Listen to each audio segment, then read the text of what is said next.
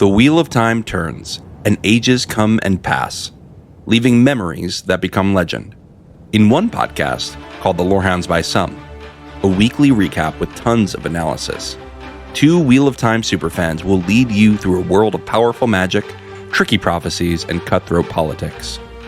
Join me, John, and my co-host Elysia for weekly coverage of Season 3 by searching your podcast app for The Lorehounds.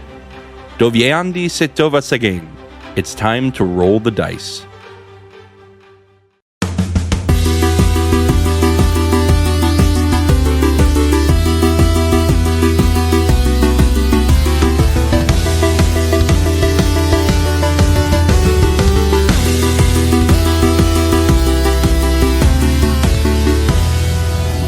Welcome to the Lorehounds coverage of the Wheel of Time, Season 3, Episode 6, The Shadow in the Night. I'm Elysia, Moghedian's food taster. And I'm John, the bloody daughter heir of Andor. For most of the episode, we're going to be talking spoilers through Season 3, Episode 6, and equivalent book stuff, but we will not be talking future book spoilers. If you want to hear future book spoilers for the entire series, then stick around until after the outro music for our White Tower talk. And and do also, by the way, if we're recording it after this, but it will be released before this, check out the our first mailbag of the season where we had special guest Mark from Nevermind the Music. We love Mark. He's a good guy. He knows a lot about the music and a lot of Wheel of Time stuff too. I listened to your music breakdown with him, which was very good. I recommend people check it out. Which I think the first part is public, right? And then the first part is public. The full is on the Supercast or Patreon regular subscriber or the season pass. And if you're wondering if, with the two new songs this week, if that means we're going to do another extra music Lorecast, yes, we are. So watch out for that this week as well, in addition to the regular Lorecast, which is going to be about talents. Very exciting. It's good stuff. So, John, what did you think of Episode 6, The Shadow in the Night overall? I thought it was both great and dark in a way that it needed to be. Mm-hmm. We've had some victories these past few episodes. I think we had to set back our characters a little bit. We really challenged Rand's character and challenged his development in a way that had not been in a while. We had seen Rand smiling and laughing a little bit more. And this is something necessary for his character growth, right? He has to face these challenges. Yeah. They did a really good job of porting things over from the books without directly doing it, but having the same impact. And that's impressive to me. I really like Tanchico. Mm-hmm. I loved watching Nynaeve get a little toasted and start to loosen up a little bit. I never thought I'd see her smile. And they're doing a great job. And Tom Marilyn, welcome back. Missed you. Mm-hmm. Good stuff. I love how Min basically told Nynaeve she has resting bitch face. It's like resting Aes Sedai face. That's so funny. What did you think? So very powerful ending. I felt like I kind of kicked myself. I should have known, I was talking last week, like, oh, why do we think they added a kid? Well, of course, they didn't add the kid. They just changed the location and messed with my head because again, in book 3, they would have gone to Tyr and started all that stuff with Kalendor, but they decided, and I think it was the right thing to do. They go to Tyr, then they go to the Waste, then they go back to Tyr later, and so they decided let's just go to Tyr once because we don't have so much time. Right. So a lot of the action from this part of the story that takes place in Tyr is ported out elsewhere, and this child who dies, where it's pretty much Rand's fault, and he has a really hard time handling it. That's an important turning point for him. And you even kind of obliquely referenced it a few episodes. I'm like, I wonder if they'll do that. And I think I kind of thought maybe they would shy away from killing the child on air. What did you think? I went, do it. I was Palpatine. No, I'm a parent. I don't like to watch kids die. No. Luckily, this is fiction, and no one has been harmed in the making of this show. But did you think they would pull their punches on that plot point? I hoped not. I hoped that they were going to go for it because this whole show is I'm trying to think of a way to say it, not spoilery, but like, you know, you see the Forsaken, like some of them want to pull Rand to the dark, some of them want to pull him to the light. And you see in Moraine's future villains, like the question largely turns on like which side will Rand choose. He's not just a chosen one, he is the turning point. Right. Mm-hmm. And so this is one of the moments where the dark really hits him hard. Mm-hmm. Yeah, and I think especially because, and maybe this is what we'll talk later, I suppose, more about what we think Lanfear's motives were in sending Samael after Rand. But definitely to corrupt him in some way, maybe even with like a hope that he would do something so horrible he thought that he was no longer good. Her? That corrupt she wants. Rand? Oh yeah. Not the groomer. But not the torturer of Egwene. Yeah. I am glad that I saw this because we have our screeners. I saw it actually just before episode 5 came out. And I'm glad about that because I was kind of surprised about this ending. And then, of course, I was like, oh, duh, of course. Like, as soon as the collapse happened, I'm like, oh, my God, that's what's happening right now. And I'll just say, like, that's the best kind of twist is one that you go back and you're like, I should have seen that coming. Right. Exactly. So I was a bit bummed to see after episode 5 came out and the little girl, Elsera, is introduced. Already people are like, oh, she's going to die. I'm like, oh, come on. It's people are too smart sometimes. Yeah, I've not been in on the discourse, so I was saved from that. I've just had like a really busy month, so like I only watched this episode last night, and you had told me earlier, so you were like, so they really went there. And I was like, okay, all right, I'm looking forward to seeing what that means, and they did go there. Yeah, I also really loved the Tanchico stuff. I was very excited to see Tom back. I'm looking forward to him having more interactions with Elaine. He made that reference this episode about having a past at the court in Camelin. So very interested to hear that background and, how they know each other and all that. And whether it matches up with the books, I guess I should say. I thought it was a really fun song. Obviously, we're going to talk more about that with Mark, but you and I were just talking before we started recording a little bit about it. And you said you're happier with Tom's song than the first season one. At least. Oh yeah, I mean, worlds better. The first season I was like, all right, we have like Hot Topic Johnny Cash here, and I don't need that. He was just so dark and for no reason, in my opinion. And this season, like he's got that like not smug. This like bad attitude, but in a fun way. Do you know what I mean? Like I can't think of the word for this. Like kind of sardonic, like like cheeky, yeah, he's kind of cheeky, and I like that. That is what I want Tom Maryland to be. Yeah, and especially with Matt, that's a good energy for that two of them together. Right, they were great bouncing off each other this season, and they could have made a fun thing where he was like, Matt, you look different, but they didn't. But did you notice I thought he was great. On that front about looking different, did you notice, so when they showed up in Tanchico last episode and there was the guy hanging, did you notice that the hanging corpse who was missing an eye, that he kind of looks like Barney Harris, the original Matt casting? I didn't notice that. But now I have to go back and look. Yeah. But yeah, so I was quite happy with this episode. The one thing I'm like kind of grumbly about is like, I don't know, Alana's healing felt a little bit too easy, but we'll talk about that. Absolutely it did. I even thought when I was doing this, I was like, am I going to be upset about this? No, hand wave. Yeah. I mean, yeah, at the moment it happened, I'm like, and then they like changed scene and I was like, ooh, I'm back in, Something I'll say is like, and this I think is just kind of not the way the show has changed, but a way that I've changed in approaching the show is like, yes, in the books, it would have taken her probably like a week to recover from that.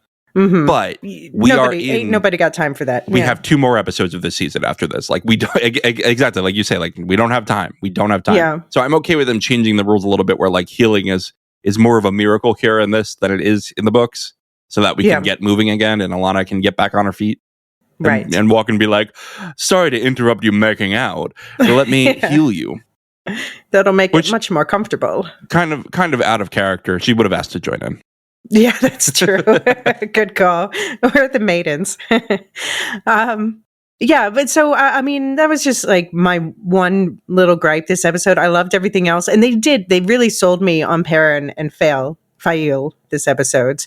I do love to see a couple share their secrets on screen. Like, yes, just trust each other, build that trust, become a team. So, do you buy her story? Well, we'll talk about that. But like, I was with her about 2/3 of the way through, and then I was like, what? So I hope she's lying about one thing. Okay. All right, I don't know. We'll see. They might have just changed it. I guess I don't want her to be lying though to Perrin. Yeah, but she's already lied once about her name, right? So who knows? Who knows? Yeah, she's from Saldea, so you never know what they're gonna do.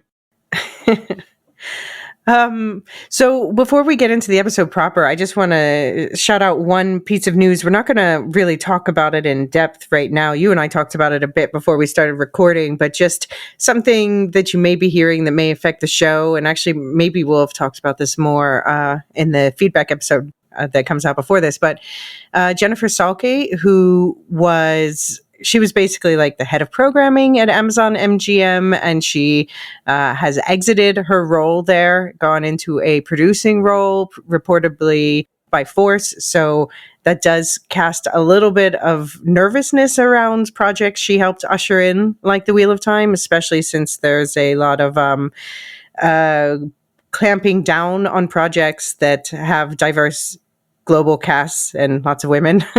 So just to say that it is more important than ever that the numbers for this show be undeniable. So if you really like this show and you want to see more of this, then be an evangelist in your life and tell everyone who you think might like it, anyone you know who liked Game of Thrones, Rings of Power, Witcher, any of the other fantasy shows, that they have to check this one out ASAP.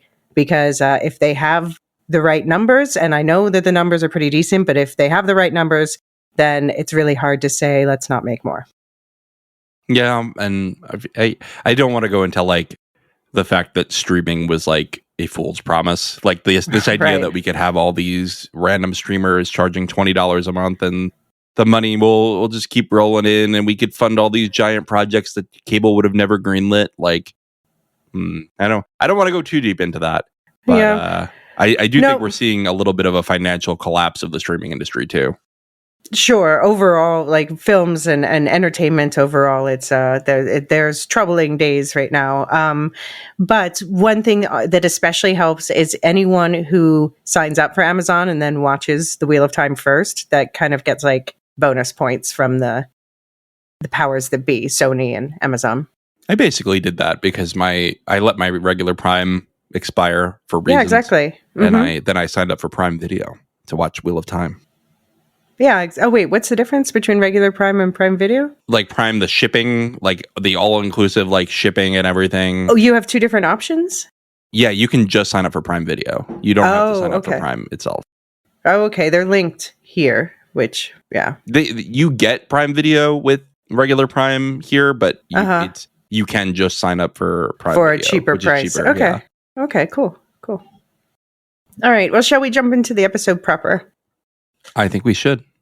So this is Season 3, Episode 6, The Shadow of the Night, written by Rami Park, who also wrote Season 2, Episode 6, which is the episode where Egwene is basically tortured by Rena. So it's, obviously this is someone they bring in when they're like, we're going to go dark this episode and we need you to take us there.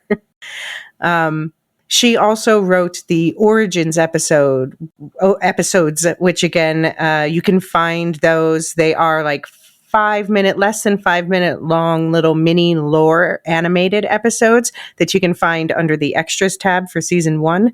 And we're still waiting for August of 2023 for season 2. I feel like if you ask Bezos like where these episodes are, he'll go, hey, look over there. Yeah, exactly. Bird, squirrel. Yeah.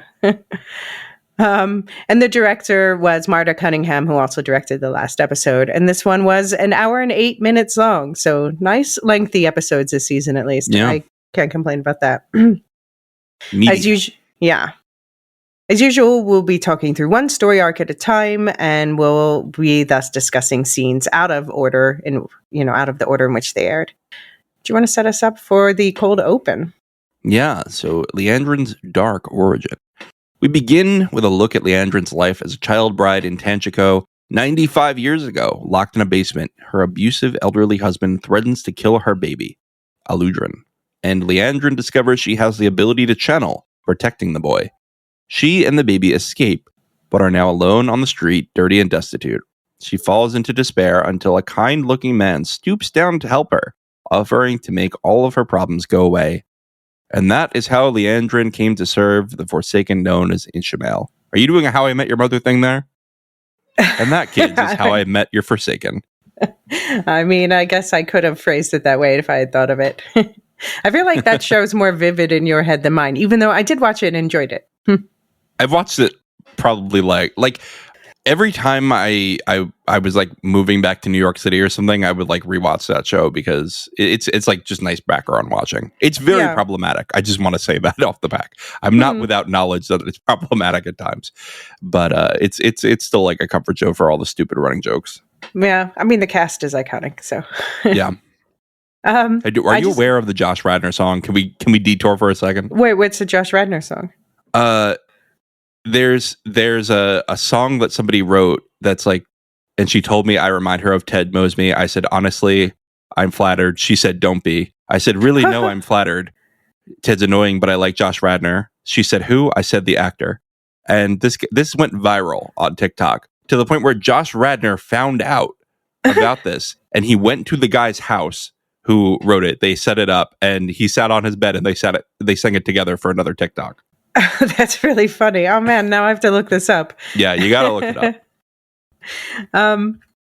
So I just wanted to point out about Leandrin that about Tanchico. I think they're saying Tanchico in the show. Yeah, I always say Tanchico. I always say Tanchico. So now I'm gonna stick to you won this Tanchico. one.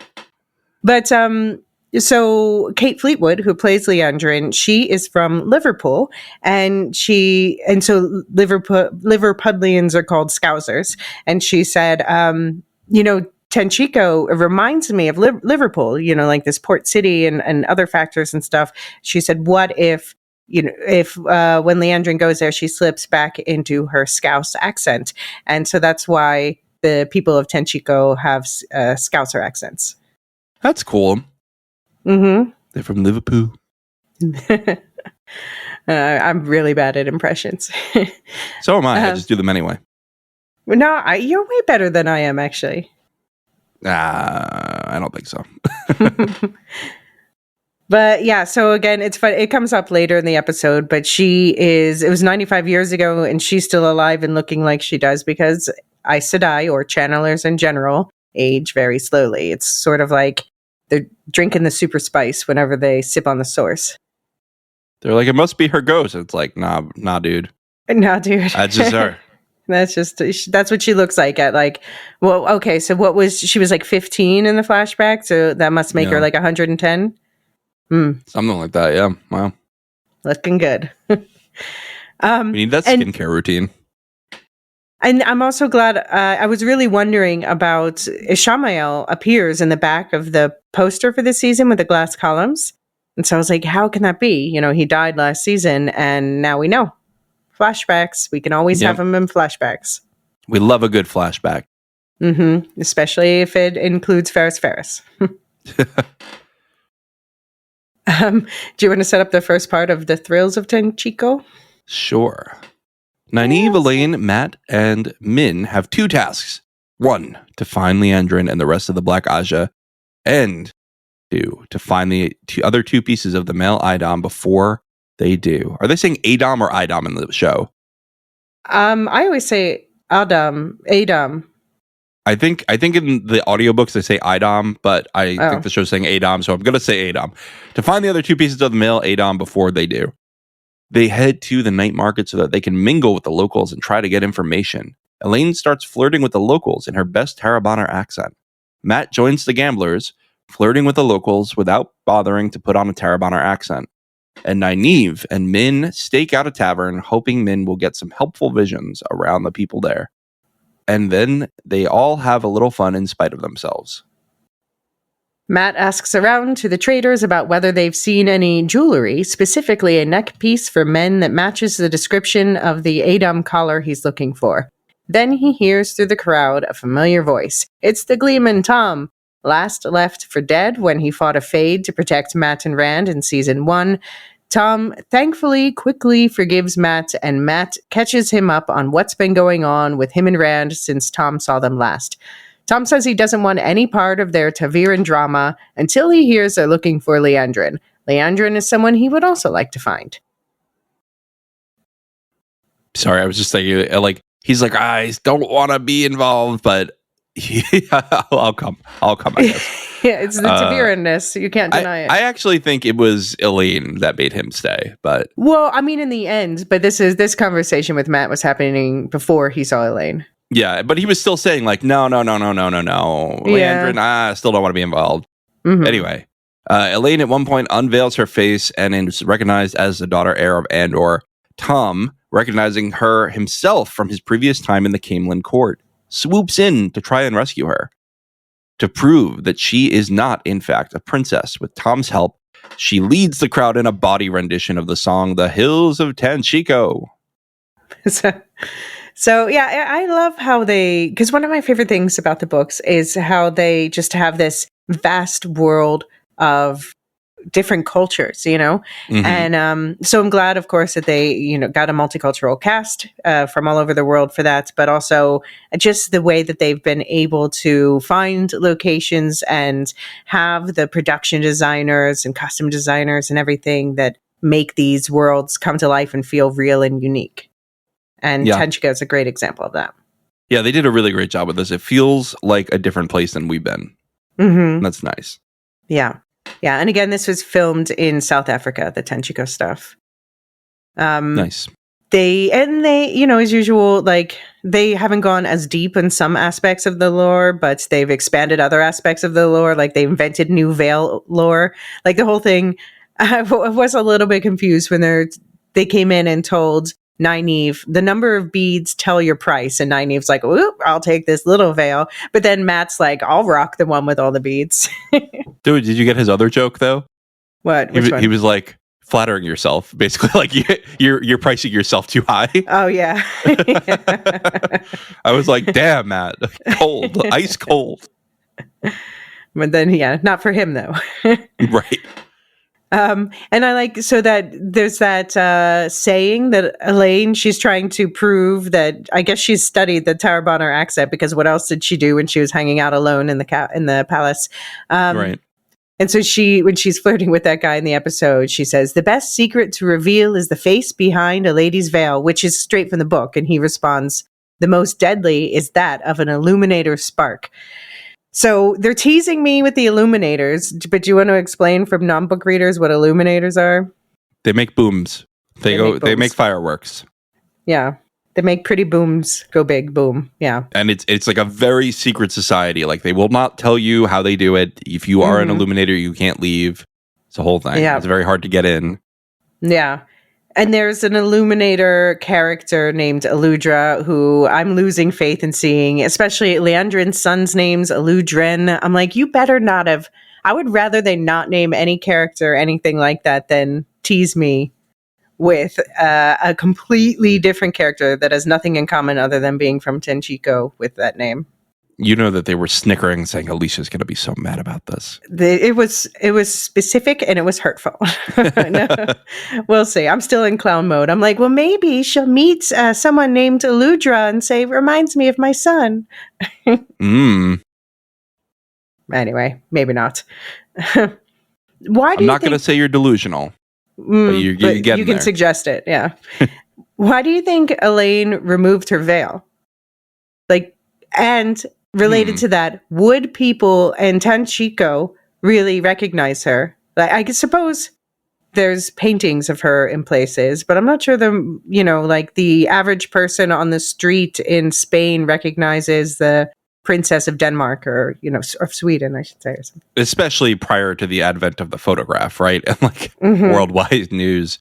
I agree. I don't think it's super realistic that she'd be recognized, but maybe. Maybe just because of like the red hair, that's a little bit of a giveaway. Yeah, that's you're either Aiel or a member of the Andorran royal family. And she's not Aiel. And she's not Aiel. Yeah. Because you can have a conversation with her and understand each other without weird Giotto references. Right.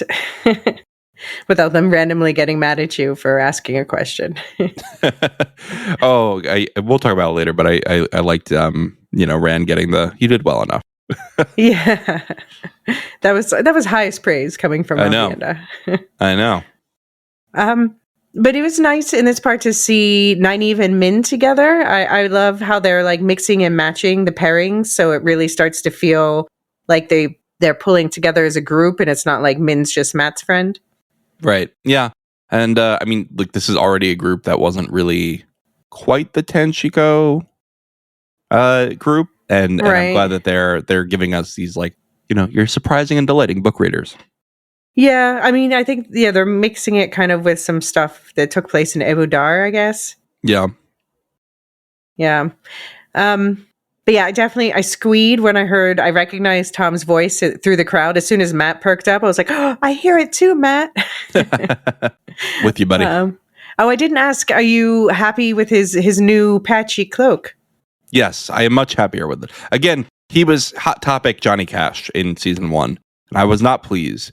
And I'm much happier with him now. It wasn't the actor that I was displeased with. It was the writing and the design and stuff like that. So I'm glad that they've cleaned it up here. Okay. It was a nice reference to the song he was singing. It was called The Grave is No Bar to My Call in the books. That is carved into the horn of Valir. So that's also why, Matt walks up. He's like, I'll tell you who blew the horn. He's literally just singing about the horn. Yeah. Right. And we also got that pickpocketing callback where, Tom pickpocketed Matt in the first season, and now how have the tables turned? That's right. Yeah. That's right. You got to watch out for Matt. New Matt. He's a different guy. So we talked a little bit about, I don't remember if we talked about it on or off the mic, but I'll talk about it more with Mark, how the music does feel a little piped in with the Hills of Tanchico song, but I did really enjoy that scene. It felt to me like an update of a song that would be in the book, and I felt like the whole breast circling gesture that they did, Robert Jordan would have been on board for that. This is like, sorry, we didn't give you the topless, sea folk, but here we go. We'll have some people shimmying their boobs. Yeah. Sorry, Robert Jordan. We have this scene to write. There's going to be men and women. How should the dress be? Boobs. Boobs. Make sure they cross their arms under their chest and huff. Pull on their braid. Yeah. But again, I love the gesture also is like for everyone in the back to make sure you understand what the song's actually about. Yeah, but like I said, I am looking forward to, I'm glad Tom is with them now, that it wasn't just, I was afraid it would just be something like, Tom be like, oh, hey, you're still alive. Okay, bye. So I'm glad he's joined the group. Okay. Whew. I'm relieved about that. Looking forward to more Tom Elaine interaction. And I'm assuming his ears perked up at Liandrin because she's the one who gentled his nephew Owain. Yep. I think that's probably right. Yeah. Makes sense. Everybody hates Liandrin. Except Nynaeve. Nynaeve feels a little sorry for her. She's a little like, I like that they added that complexity. That was good. Mm-hmm. Mm-hmm. And we get Leandrin's motivation here too, which is interesting. Leandrin's with that cold open. Mm-hmm. Yeah. Like, I am going to be a Forsaken. Yeah. Oh well, that's not in the cold open. That's later, but right. Anyway, I'm jumping all around, Elysia. I'm all over the place today. Do you want to set up Nynaeve and Min's aside? Yes. Nynaeve and Min, meanwhile, bond over beers. Min sees a vision attached to another patron in the bar that lets her know he's interacted with Jeanne. How am I supposed to say this now? Yeah, I keep struggling Jeanne? with that. Yeah, I think so. I listened to how they say it in the episode, and then it goes like right out of my head. But Jeanne? There's so many vowels. Say all the vowels. Sedai, the formerly Green Sister hiding out with Liandrin. Min tells him to pursue his crush so that they can find out where Leandrin's hideout is. The man tells him he's seen Jane around the old Lunault estate, but after he walks away, she admits to Nynaeve that the visions he saw is of Jane killing him. Another older patron overhears the girls talking about Leandrin and tells them the whole Lunault clan was wiped out recently, and it's rumored Leandrin did it herself, which of course she did. Ispan Shafar, one of the Black Aja, listens in on this whole exchange, and she knows they've been found out. So, yeah, we talked about already. The man thinks it was her ghost. They're like, oh, yeah, they think Leandrin did the murders. He's like, it was her ghost. And they're like, okay, yeah, sure, thanks, bye. Actually, I think they said, come over and tell us about her. We'll buy you around. Yeah. I already said I love that exchange between Min and Nynaeve, where Min's like, you're scowling, it's suspicious. And she says, that's just my face. And she says, you would make a really great Aes Sedai. But man, Min, she just knowingly pushed a guy toward his death. Like, she could have said afterwards, after she got the information she wanted, she could have said, actually, you know what? My vision has changed and I think you should avoid her. Honestly, though, I think this is part of Min's acceptance that, like, she can't change the visions. No, it's true. Right? Like, if she can't change it, then why not just, let him think something happy until it happens? Until he dies very unhappy. Yeah. Right. Well, Min and Nynaeve tipsily set out to find their friends, discovering Elaine's rendition of the Hills of Tanchico in full swing. Afterward, Matt introduces Tom. The Wonder Girls fill the others in on Leandrin's location, and as the group sets out to leave the market, Matt is stopped by the trader he was speaking to earlier, who hasn't found a collar, but has found the other cuff from the set. Matt thanks. Ooh. Yeah. Matt thanks and pays the man, and they take the cuff back to their inn, which I'm like, okay, very Taviran energy that, it was just in this pile, and I thought maybe someday it would be worth something, and maybe you want it. We love it. I have to note that the Shanchan theme played a little bit at that moment, which I guess maybe is tied to the fact it's in Adom. Maybe other reasons. Probably. Yeah, I'm interested. They're changing a bit of the lore here in the show. Like there was no like statue in Tanchico. No. Yeah, the shackled man of Tanchico, they call it in this. And there was only one bracelet in the show. No, there were two. I thought that there was only one, but I went back and looked it up, and there are two. Oh, really? Mm-hmm. Oh, well, then I'm wrong. Two women to control a man because the men are stronger channelers. Gotcha. But interesting though that they added this like connection to like this is the part of the lore of Tanchico. Yeah. Yeah, I wonder, so they mentioned, we'll talk about it later, they mentioned the Panarch's Palace. I wonder if that will be somewhere where we see the shackled man of Tanchico statue in the background, which is apparently now only a man and the women are gone. But we saw Leandrin's drawing of that last episode, I guess. I thought that's what she was sitting in front of at the beginning. Oh, was that this episode? Yeah, that was at the beginning of this episode. Okay. She was sitting in front of it with her baby. Oh, I missed that. I just meant when she was showing the other Black Aja members. Oh, no, I think when she collapsed in front of that statue. Oh, you're right. Okay. Okay, I didn't I didn't connect that was the same statue. Okay, that makes sense. Mm-hmm. Because now only the man's there, right? There's no women there anymore. Right. I just wanted to shout out, by the way, when Min and Nynaeve come back and Elaine comes down, they're like, what happened to Settle? And she's, I assure you, I was blending in, which just goes to say, like, Tanchico is a place where if you're making a scene and getting into fights and leading body choruses, then you look normal. Yeah, when Matt's like, she's been scamming people with all these ransoms and she drank it all away. Everyone's like, yeah, that tracks. Yeah. Like, oh, she really is a good old local girl. Can't a woman make an honest living now anymore?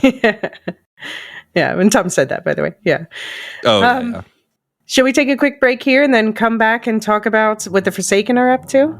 Yes. See you there.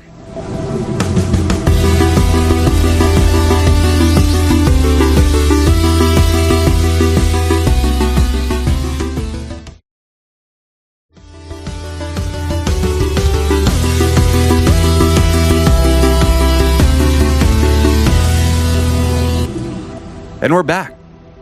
We've got fodder for the Forsaken. Lanfear finds Liandrin in her dream, sitting in the Amerlin seat in the White Tower she secretly misses.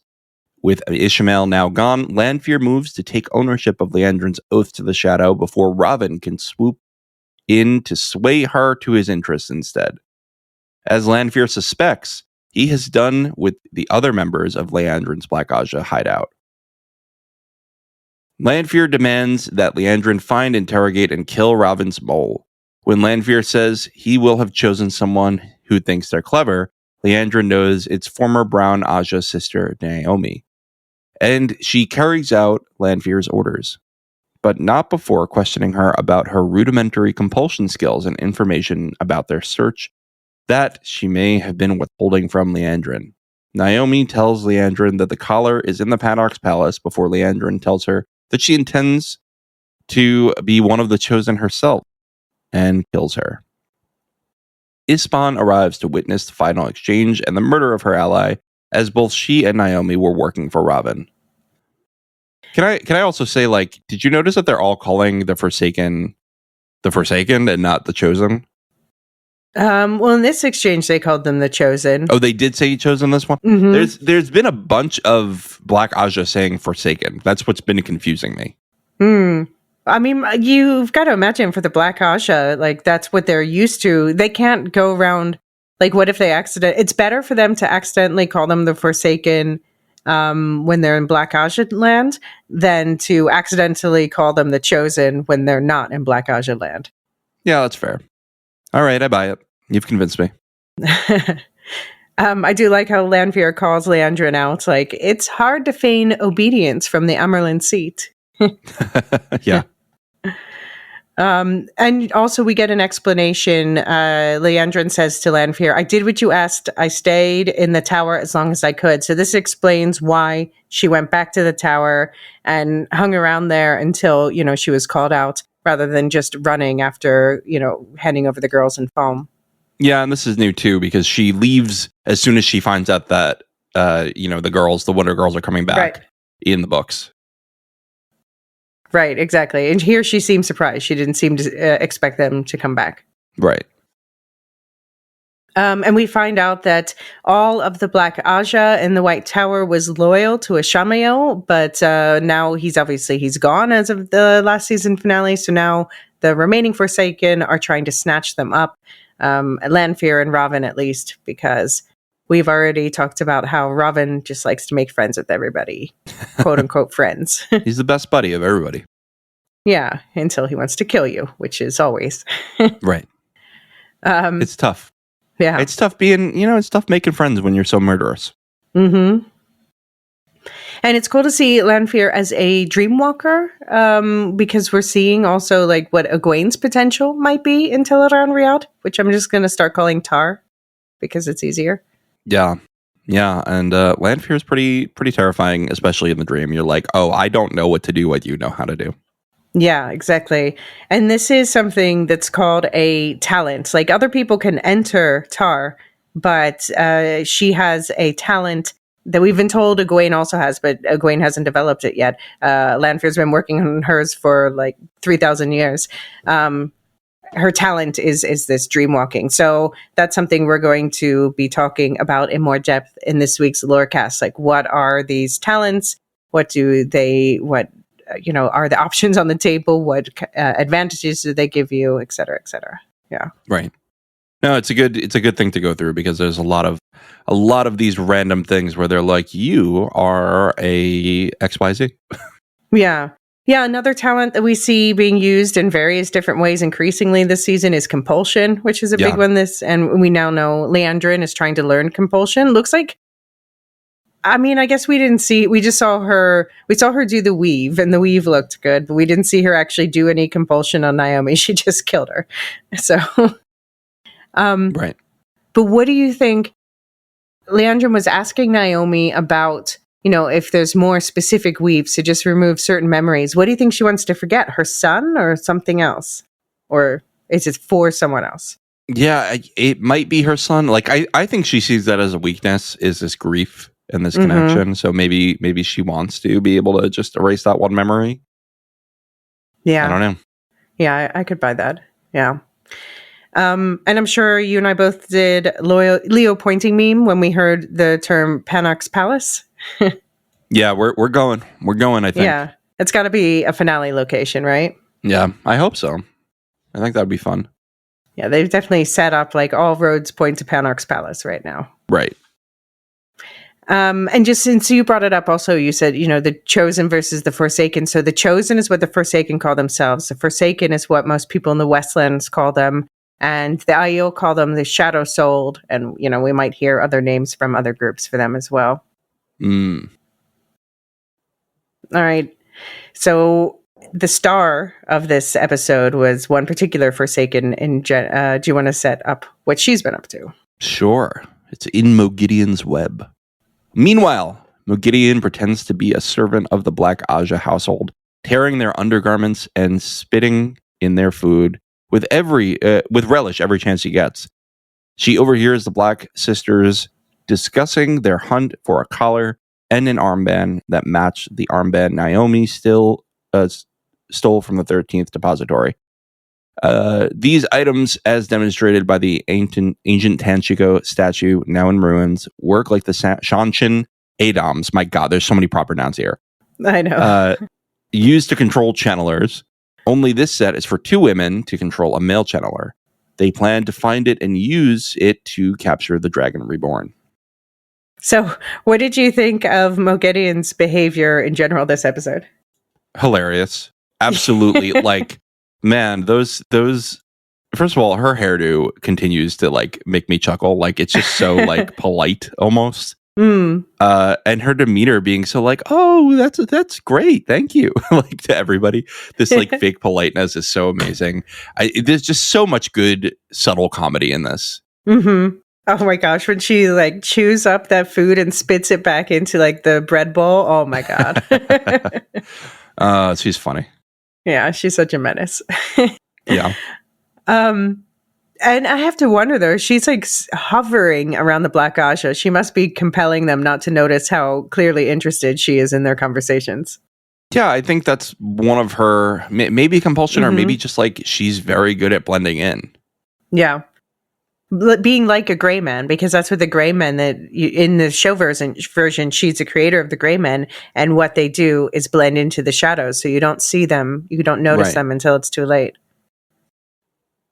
Right. As we've learned several times now. Yes. Yeah.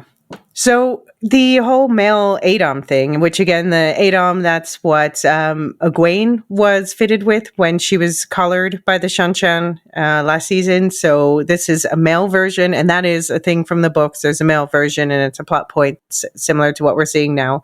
But having that be older than the female version is new. So I'm curious about that. Like, they say these statues are older than Tanchico, whereas Tanchico is, in the book at least, one of the oldest cities in the world. We talked about this a bit in the timeline episode, that they also have some of the oldest memories in the world. So I'm hoping in the finale we go to the Panox Palace and learn more about the history of Tanchico. I'm like, bring back Elaine the tour guide.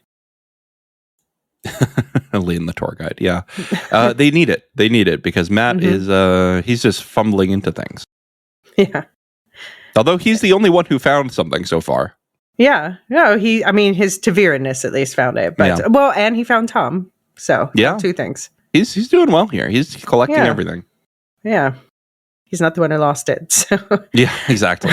Although I'm sure that Mogideon would have had no trouble getting it from him. Oh, I'm sure. I'm sure Nynaeve put up more of a fight than Matt would have.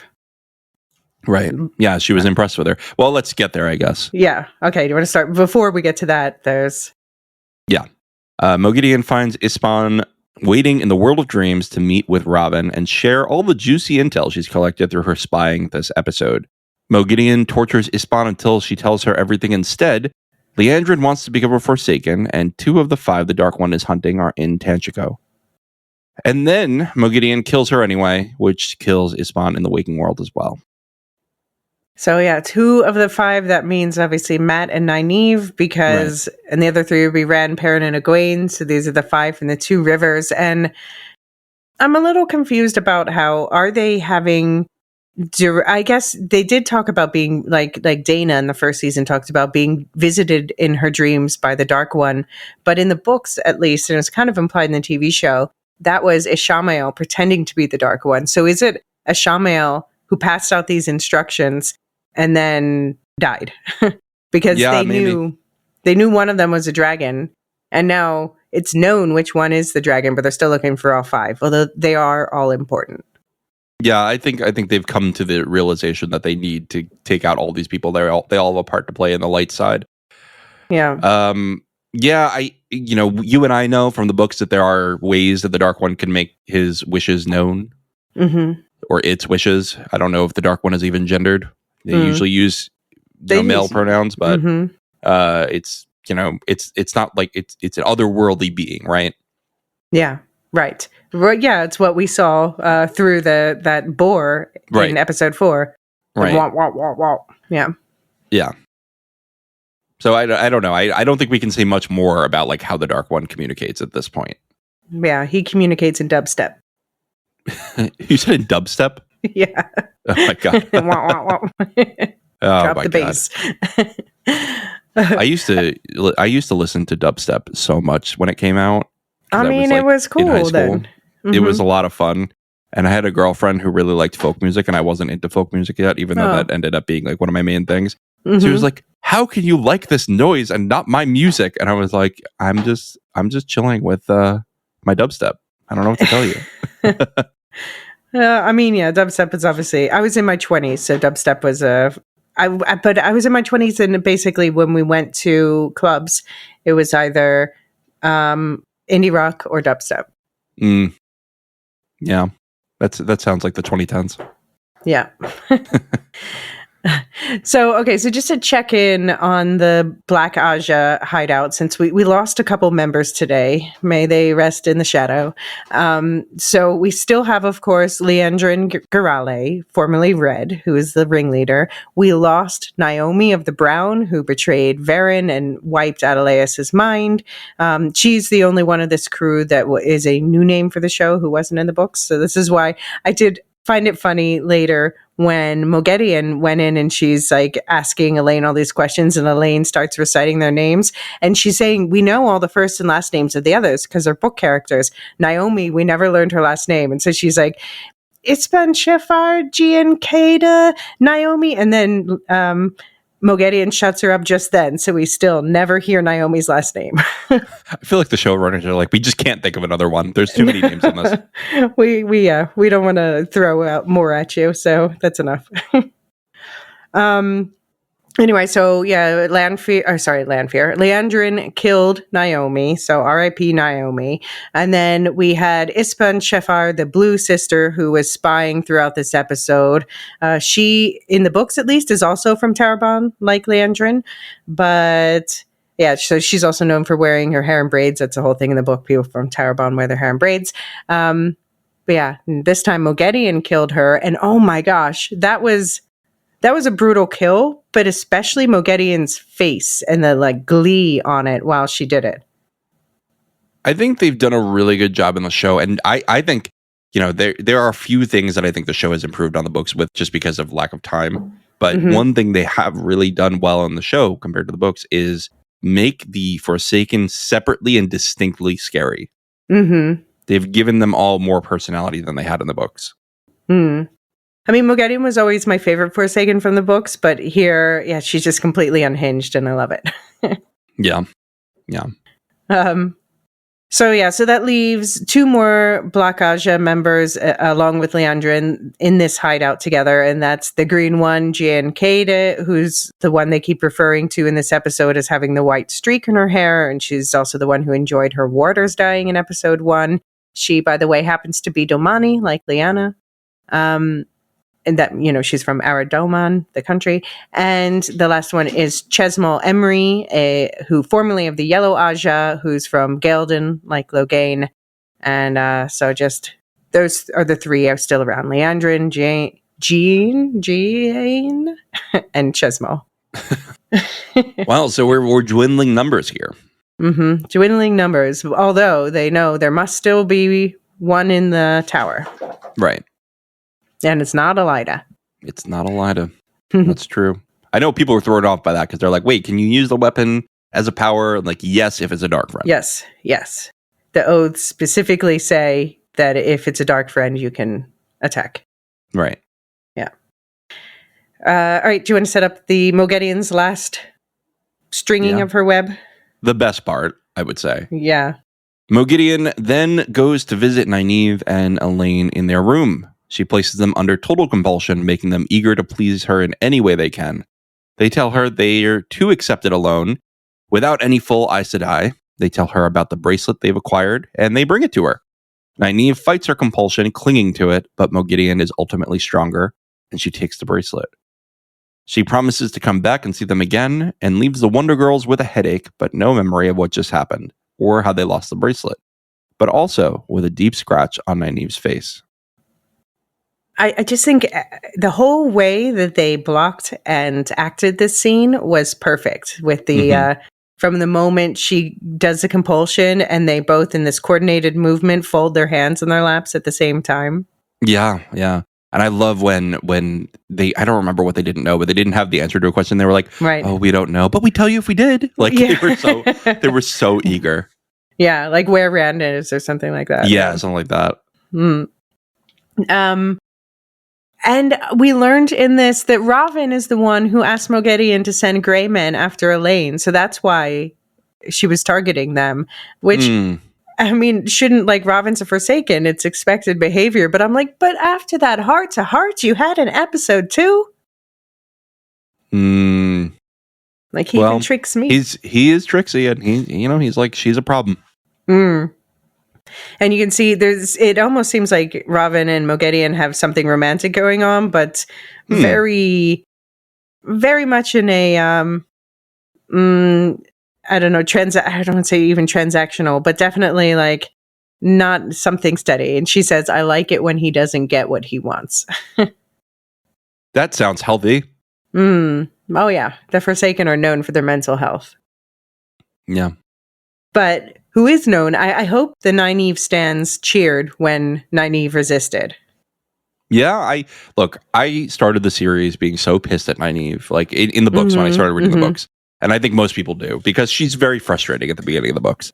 But then you get further down, and like Nynaeve's growth, I think she has one of the best character arcs. Because I am like rooting for her more and more as we go on. Yes. Yeah, and I mean, she's someone who in the books, there's a certain point when like she does annoy me at first, and there's a point where I start to understand her and she's awesome. And this is the thing, like, but I know Nynaeve is one of the top favorite characters in the entire series amongst book fans. So, yeah, a lot of people will, like, there's a lot of people who talk crap on Egwene. I'm like, Egwene's my girl, come on.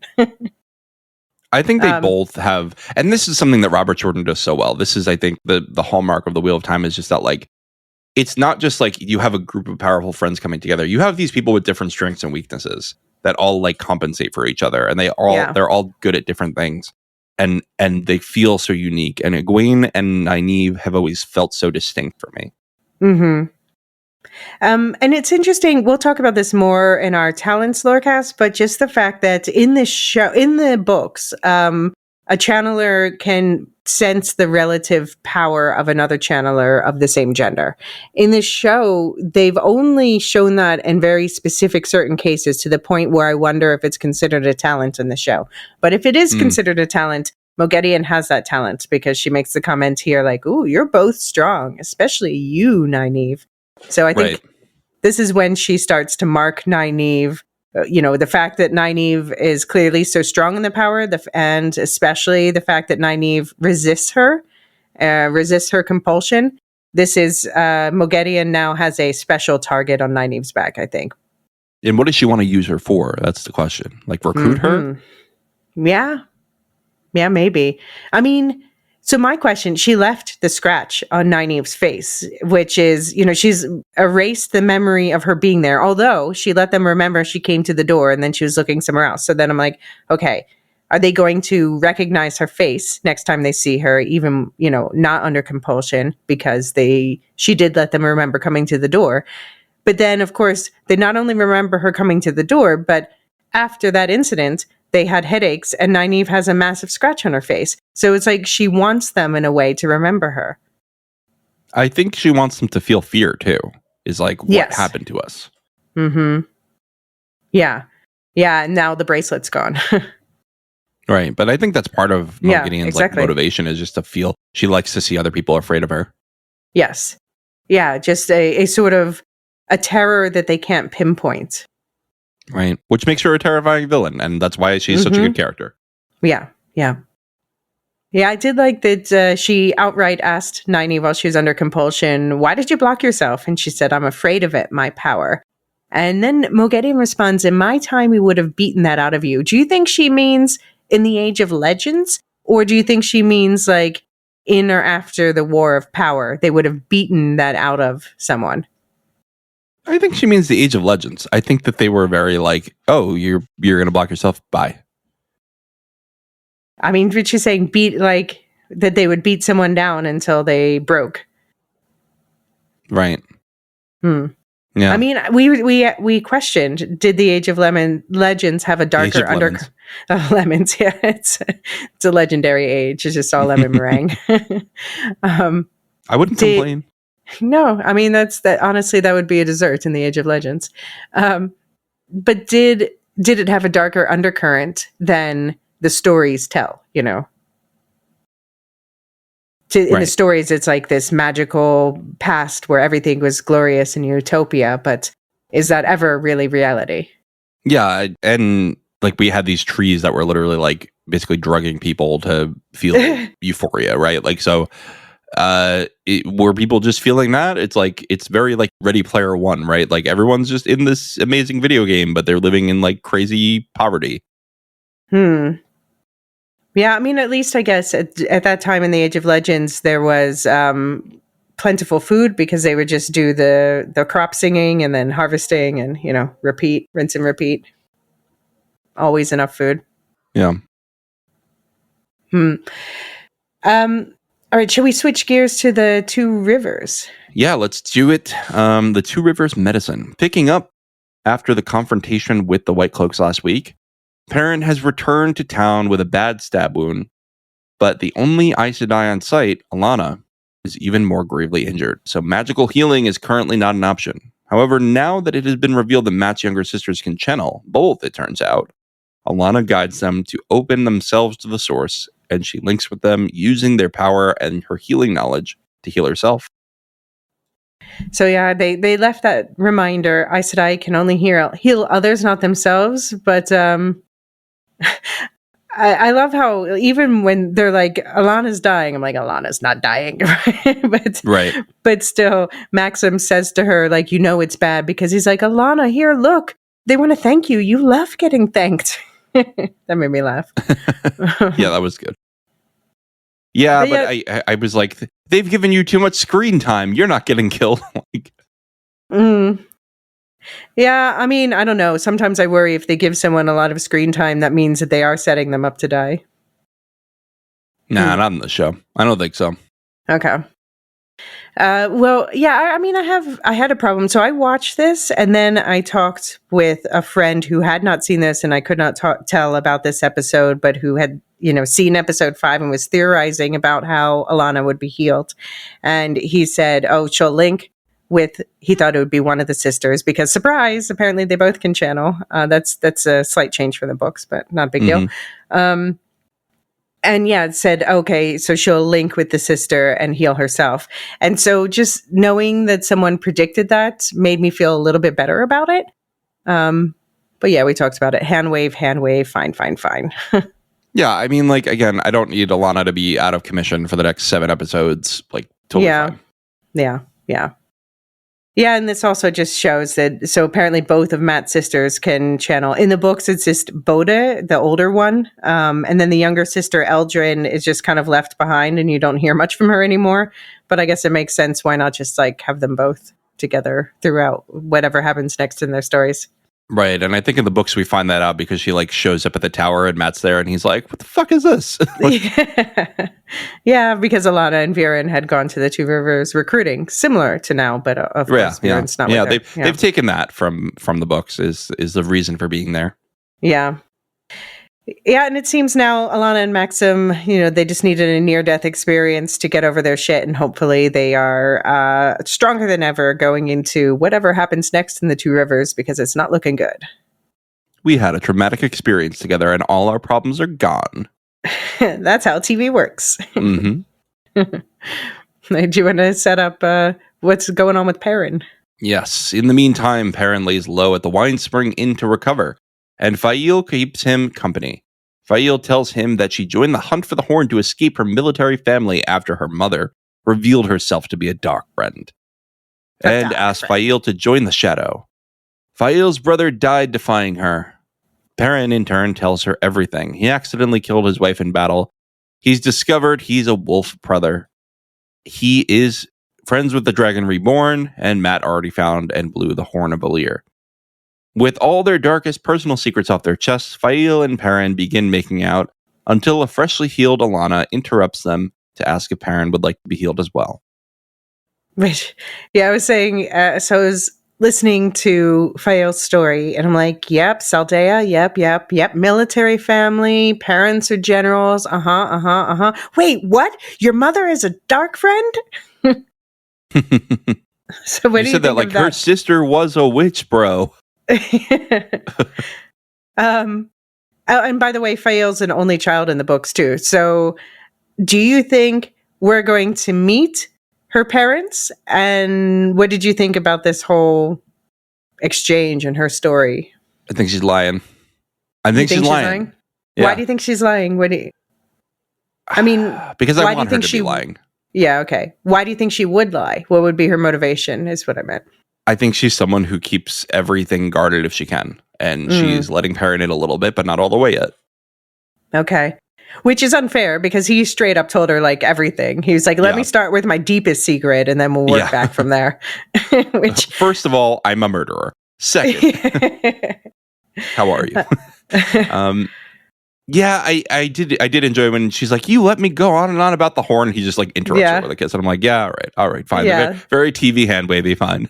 That was very cute, though. That was very cute. She's like, I'm out here looking like a dumbass looking for something that's already been found. And he's like, yeah, well. And I also liked the exchange they had where Perrin is, of course, very upset about Natty Cawthon dying. And Fael says, my father always said a leader can either take care of the living or weep for the dead. So I guess and that's a good lesson. Mm-hmm. We got some hard truths coming at the trio of boys from the Two Rivers this season. Yeah. Because Elaine gave Rand kind of an extra lecture about that kind of thing too. Yeah. And I just want to point out, Loyal's around too, but I wish he was being given more to do. Yeah. I think he's been in an appropriate amount of time. Like I'm not like I need more Loyal. I love Loyal. I think he's best when used sparingly. Okay. All right. So then, meanwhile, the White Cloaks, swallowed by the shadow, former peddler Padden Fane is seen overlooking his old Two Rivers stomping grounds with Trollocs by his side. Later, he enters the White Cloak camp disguised as the backup seen coming through the mountains last episode. Covered in blood, Fane tells Valda is the result of them running into some trouble with Trollocs on the way. He, of course, doesn't tell him that the Trollocs were on his side. The shadow has officially infiltrated the White Cloak camp. Later, Fael, Bane, and Chiad are scouting, and they witness an army of hundreds of Trollocs pouring through the Waygate near the Two Rivers. Bum, bum, bum. Yeah, I like Fane going, it's all cool, guys. It's all cool, broskies. Like, I definitely didn't take these uniforms off your dead soldiers. There's, just because there's fatal wounds in these. Yes. Don't worry about it. This is Trolloc blood, not the blood of your soldiers. Yep. And it's just, you don't recognize a single face in our troops because we have always been stationed in different places. Just very convenient. Yeah. We buy it. Valda even looked a little bit skeptical. But at the same time, he's probably going to be like, well, I need Paradise Barra, so if you get me him, you're in. Yeah.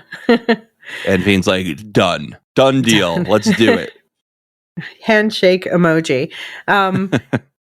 We got Fane's characteristic whistle when we first see him, so that you recognize him even though he shaved his head. I like this new look of his. He looks better, I think. Yeah. No, I mean, he looks, I mean, they're definitely going a different direction with him than they did in the books, but that's okay. I'm cool with that. Yeah, he's a lot more unhinged in the books. Yeah. But that's like you said, it's fine. I actually think they could do more with him in the show than they did in the books. Yeah. I mean, they gave him this whole complex story with stuff that happened in Shadar Lagoth, but we didn't even see him there. So it's just, it's just a whole other thing. Right. And yeah, so shall we take another quick break and then come back and check in on the waste? Yeah.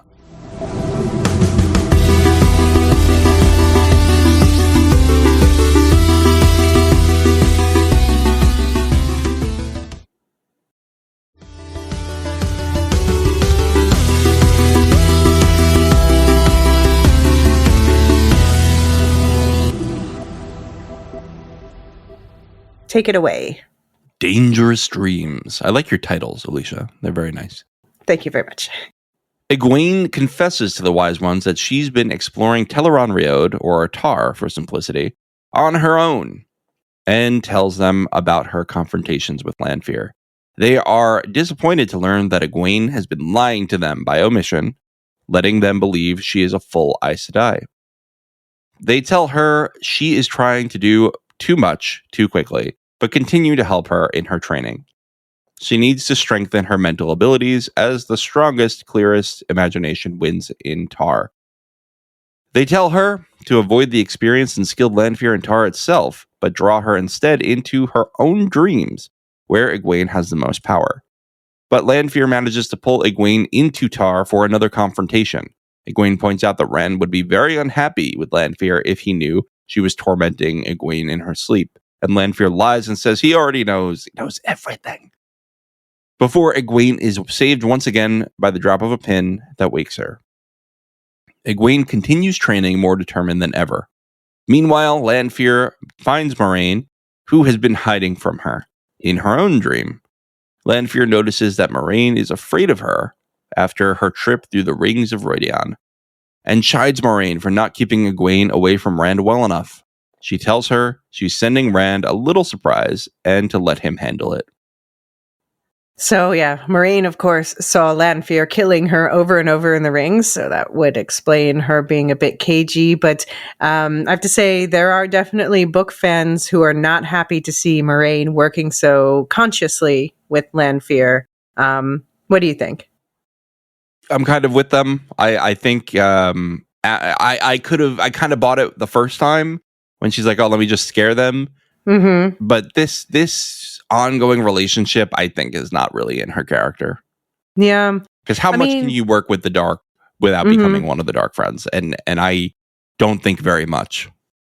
At this point, I think we're supposed to interpret it as her being too afraid of Lanfear, but I just, considering, we'll talk in a moment about the conversation Rand and Moraine have, but I can't imagine Moraine not at least trying to tip him off in some way. Yeah, I do think it's out of character for her. Okay. Well, Rand is growing. Aviendha continues to fulfill her duty to educate Rand about the Aiel. She takes him to the main gardens of Cold Rock's Hold, where they see Ruark's great daughter, Alcera, tending to some plants. And yeah, so we got these like vertical gardens in shady parts of the rock. What did you think of the gardens? I thought they were nice. I want to say it was on your episode with Mark that one of you said, like, oh, I think Mark said it. Like, the Aiel don't really grow food, you know? Well, of course, they're not they really have to make farmers. food. Yeah. They're not really farmers. They're more like gatherers. And I was like, I wonder if that's true. In my head, I was like, I wonder if that's true. But here we see they are growing food. Yeah, which makes sense. I guess they have to get it from somewhere. I don't think they really talk about Aiel farming like this in the books, though. And obviously, Mark and I had that conversation before this episode. We saw this, so. Right. Yeah, I think maybe because of Dune, they're like, we have to do more world building here. We have to make sure that we know where they poop, where they eat. Yeah, next time, season finale is going to be the latrines of Cold Rock's Old. You have to clean my latrine as your toe. I have to say that internet points go to you. I was convinced it would be El Cardal this episode. I was obviously wrong. You're right. It'll be the finale. Yeah, I think it has to be the finale. Like that's such a big moment. I think next week, just to set expectations from what we've heard, we're going to get one location next week for, I think, probably the whole episode, similar to how episode 4 was one location. And then for the finale, we'll get the other 3 locations from this season. I think because the episode titles are public. So I would just say if you want to get a hint, I think, and again, neither of us have watched it, so these aren't spoilers. No. But if you want to get a hint of what we think might be happening next episode, just look at the episode titles online. I don't want to spoil them here. Yeah. Yeah, and if you're a book reader, then it's like, oh, okay. Right. So I just want to point out the little girl, Elysia is her name, and this is an Easter egg pulled from the books where there is a wise one from another clan she's only mentioned in one chapter in The Shadow Rises, which is basically the wise ones are going around through, as Bear made mention of in the last episode, the wise ones went around to like the other wise ones in their dreams to say, okay, we need to gather up the clan chiefs and talk about this whole Karakarn thing. And one of the women they stopped by was a woman who cannot channel or dream walk, and her name is Elysia. So that was that's a fun Easter egg. Yeah, deep cut Easter egg. And I had to double check after I heard her, just the way, and again, I cannot do accents. I'm not going to try to mimic her, but just the way she was like, Grand Althor, these are my squashes. Do you see how fat they get? And I'm like, she sounds so Dutch. And I looked it up and she is Dutch. Oh, that's funny. So they got these 2 Dutch actors speaking in English together. Yeah, so it's cute. Apparently, they were speaking Dutch on set together, and that like puts her at ease with him. And so I'm sure that contributes a bit to their, camaraderie that we see on screen. Yeah, well, that's fun. Yeah. But it's also cute to see how watching Rand interact with Elysia made Avienda's face soften. Yeah, she's kind of seeing him more as a human now that he's learning the ways and he's interacting with her people. She's like, all right, he fits it a little bit. Yeah, he's trying. The interaction that you mentioned earlier where, she was like, you did good enough or something. It was basically he picked up Alcera's spear and she said, no, that's my spear. You can't touch it. I'm training to become a maiden. You dishonor me, Rand al'Thor. And he's learning the Isle ways. So he says, for dishonoring your G, you have my toe. So basically he's saying he besmirched her honor by touching her weapon without her permission. And so he has an obligation to her. And she says that his obligation is, you will harvest my garden when they are ripe. Only then will your toe be repaid. So I feel like we're going to be seeing like the most heartbreaking harvesting of that garden. Oh, you're right. Oh, no. Why'd you have to tell me that? Sorry. It's going to be crying over squashes. I'm already crying over them. Yeah. Do you want to set up his conversation with Moiraine? Later, he and Moiraine have a private conversation. She admits she saw every version of Rand in the Rings of Rhuidean. Yes, the ugly, but also the good. He tells her he recognizes the Sarkhanen Sangreal she's holding from his own visions. The Sarkhanen helps Moiraine draw an overwhelming amount of power, a power Rand can draw naturally without a Sangreal. She asks him how he handles it. Women are taught to submit to the power, while men are taught to wrestle the power into submission. He tells her not to submit. Rand says he would be swallowed up by the power if he didn't fight it constantly, demonstrating what happens when he doesn't get the power out, as the earth around them begins shaking until Moiraine snaps him back to reality. We see Lan has been secretly listening to this conversation. Yeah, when the camera did that pull back thing where it's like somebody's listening, I'm like, oh God, oh God, oh God. And then I saw that it was Lan. I was like, oh, phew. Okay. Lan can hear anything they're talking about anyway. I don't know why he needs to be secretive about it. Yeah, I don't know. I feel like sometimes Moiraine is like weird about what Lan can hear.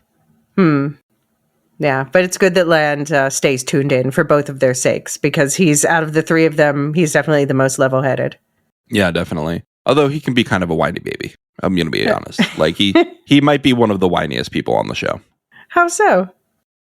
I don't want it. He's really Jon Snowing for me this season. Like, milk, yeah, it's gone, and I don't want it. You know what I mean? Like, it's a little much sometimes. But that's very much from the books. I think he's having a lot of fun. I know. I'm not blaming the show. I'm just saying he's a whiny little baby. Okay. All right. Just a reminder for anyone who's like has their head swirling from all these proper nouns. The Sangreal, again, like the Sarkarnan that Moiraine has, it's a tool that magnifies the amount of power you can channel. So we saw Moiraine using it in the cold open for episode 5. So that's like her power magnified. I don't know. How many times? Do you think like 100 times or something? A bunch. I think the biggest display of power we saw from her before was probably in the first episode when she calls down the thunder from the sky. Yeah, that's probably right. And then this is at least like, I don't know, 50 to 100 times more. And then Rand, when we see him completely start gulping up power in this episode, it's even more than Moiraine with the Sarkarnan. Yeah, and I'll say, like, I don't think it's true that I think they make clear that like male channelers are by default like a little bit more powerful than female channelers, but his is not just because he's a male channeler, it's because he's a dragon reborn. Yeah. And I think it's really interesting because we are talking about Saidar versus Saidin here.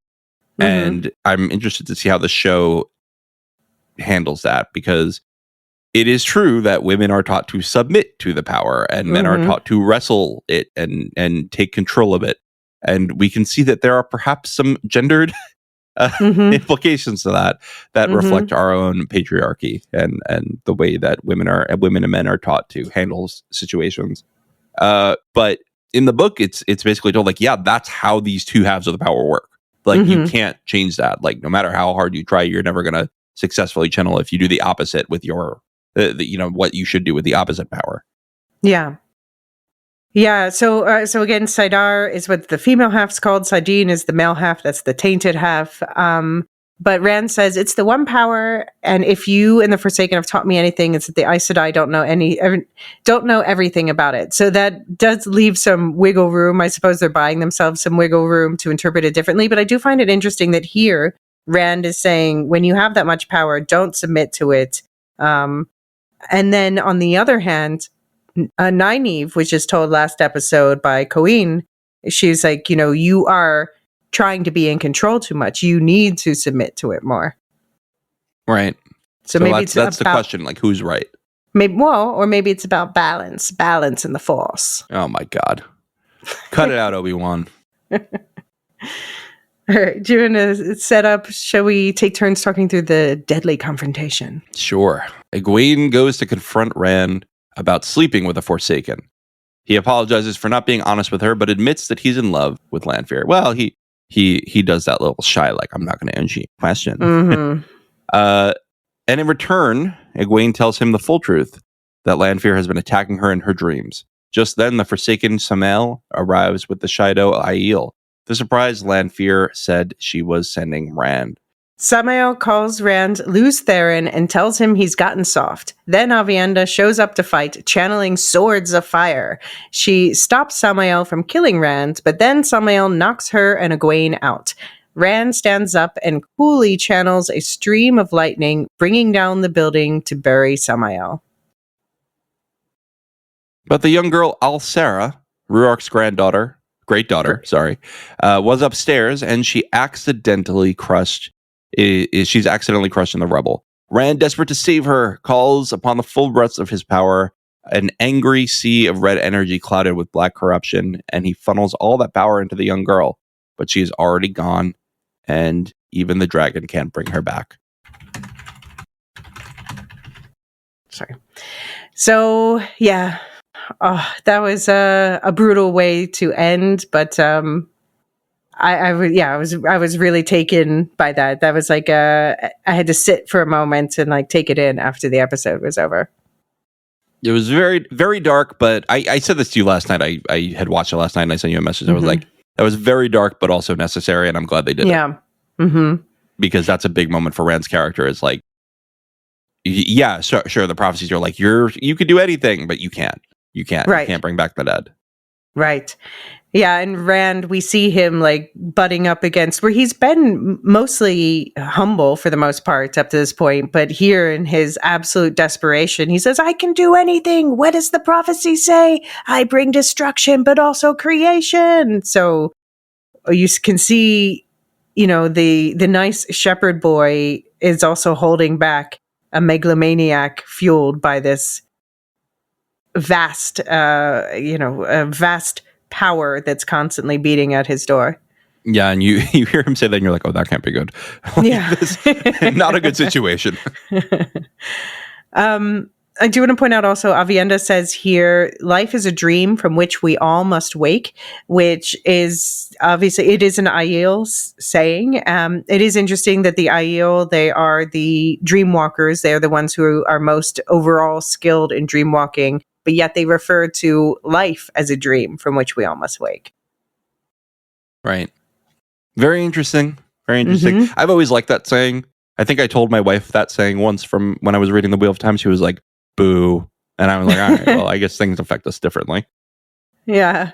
I mean, I guess there's something like sad in it also, but also maybe comforting too. To be honest, it's like it goes along with the simulation theory, that we live in a simulation.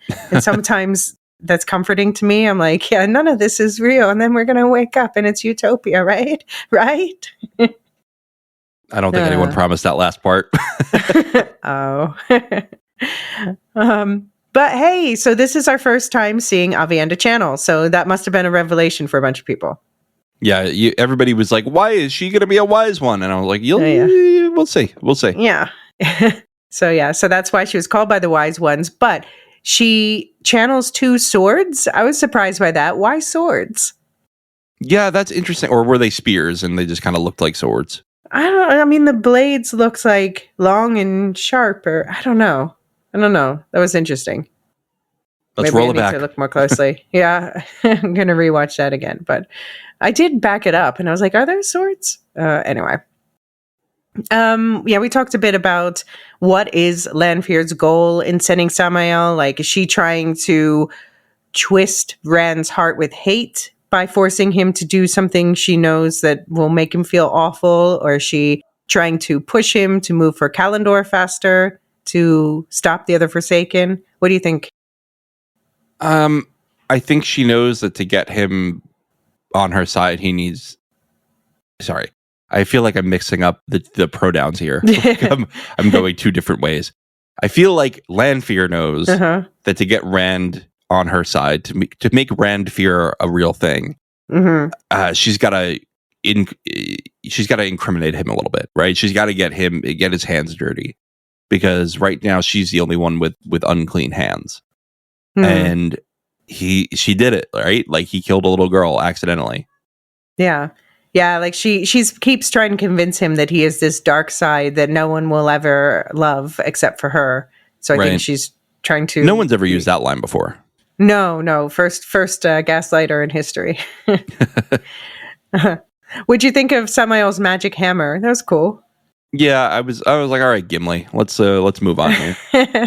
It was fine. I wasn't bothered by it. We do a lot more of the like channeling into physical objects, which I think is kind of weird, because Leandrin went on a whole thing about how like that will slow you down and honestly be less powerful last season.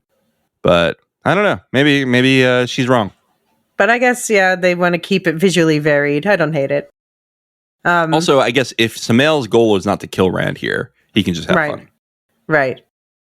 Yeah, and Samael, he is the military Forsaken, so that also explains like how he looks, but I guess we'll hold off on talking about his background further because they haven't really established it. And it might be different from the books, so. But he's definitely not dead, I would say. It takes a lot more than a collapsed building to kill a Forsaken. Right. Although, who knows? Sometimes the Forsaken, all you have to do to Ishmael was stab him. With the power wrought sword that Rand wielded and Ishmael wanted to die, and I don't know. All right, other fine. factors. All right, fine. So I guess, can we call it our Egwene and Rand officially over now? I hope so. Again, we didn't ever need to have that.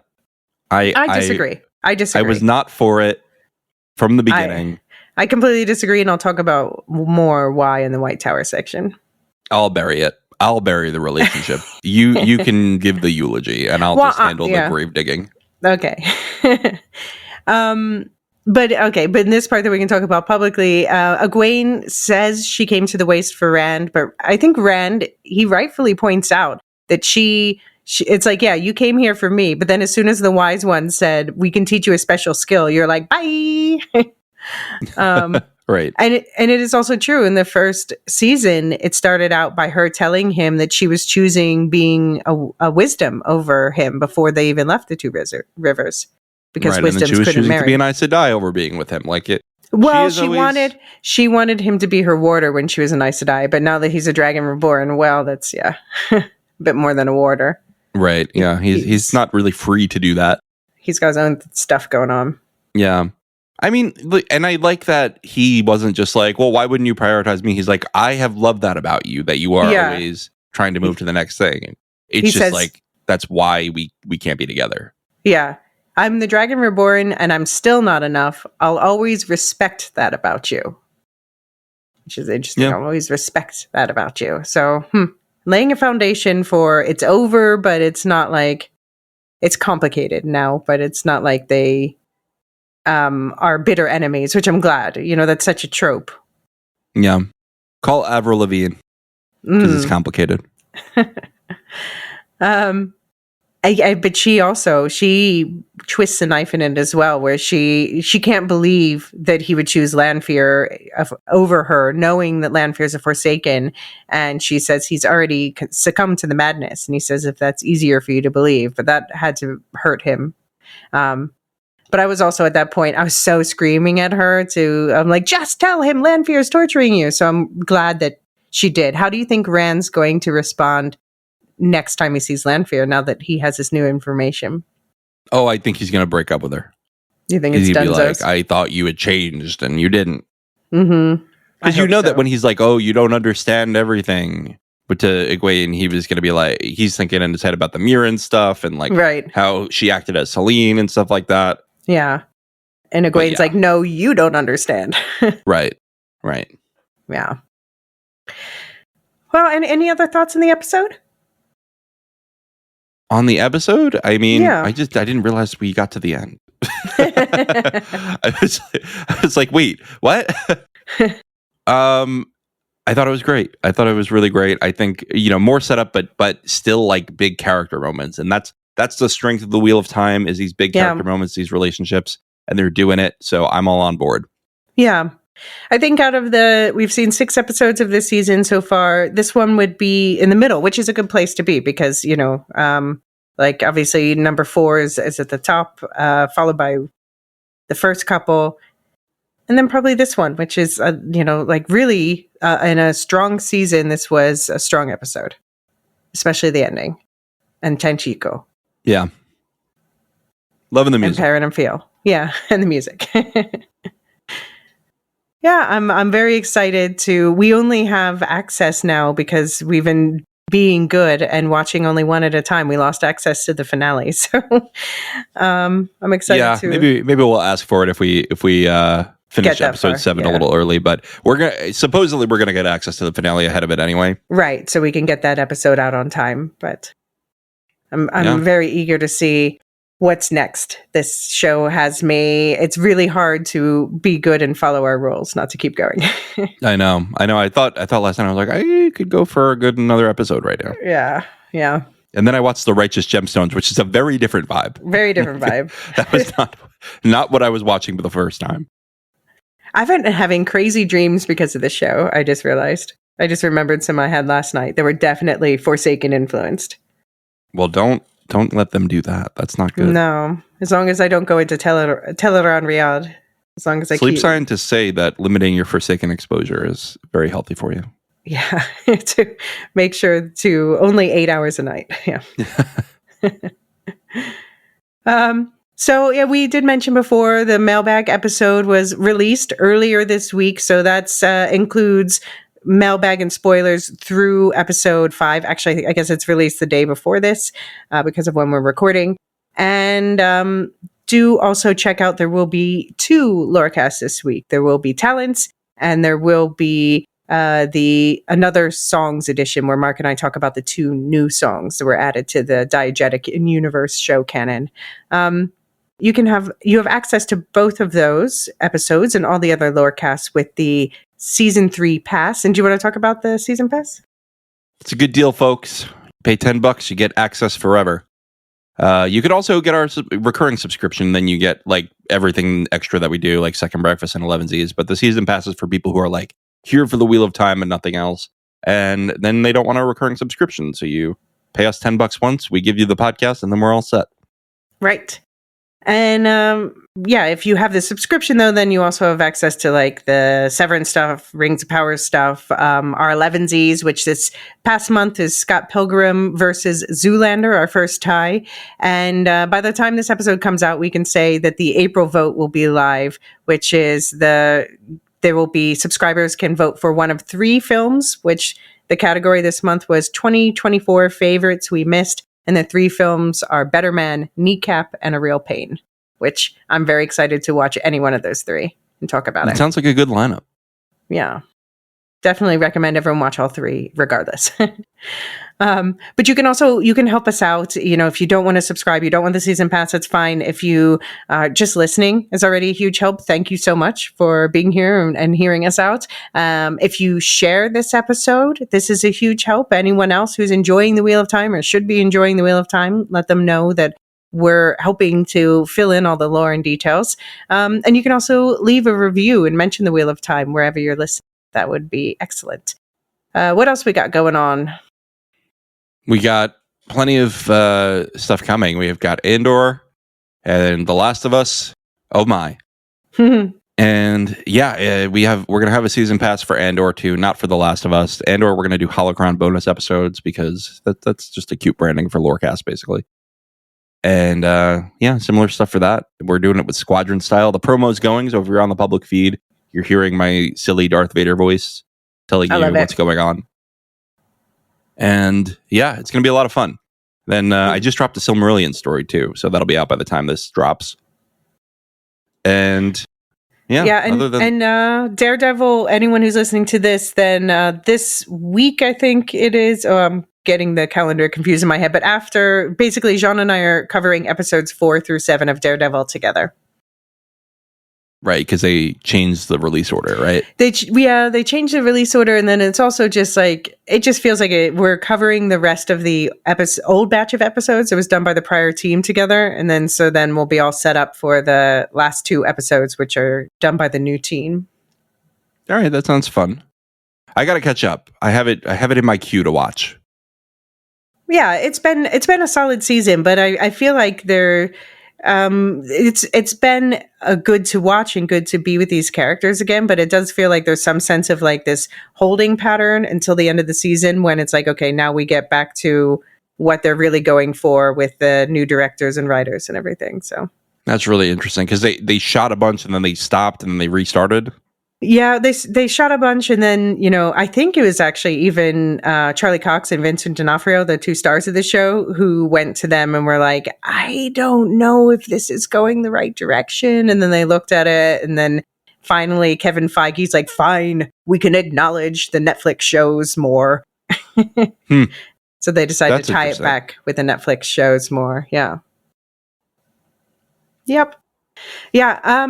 And of course, do check out the link tree in the show notes with all of the affiliates, and also the link to Discord, where we have a full forum for the Wheel of Time with different channels for every episode and book stuff and all that.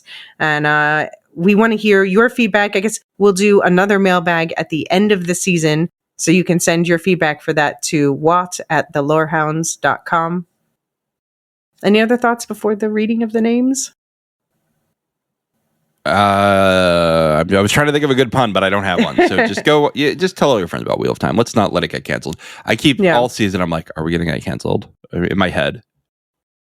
Yeah, I mean, I don't want to like let myself with like every, twist and turn of the wind in the entertainment industry right now. I don't want to like let that send me into a panic, but I'm just like, just everybody watch. Just everybody watch. Just make the numbers real big. It can't hurt to get more people watching.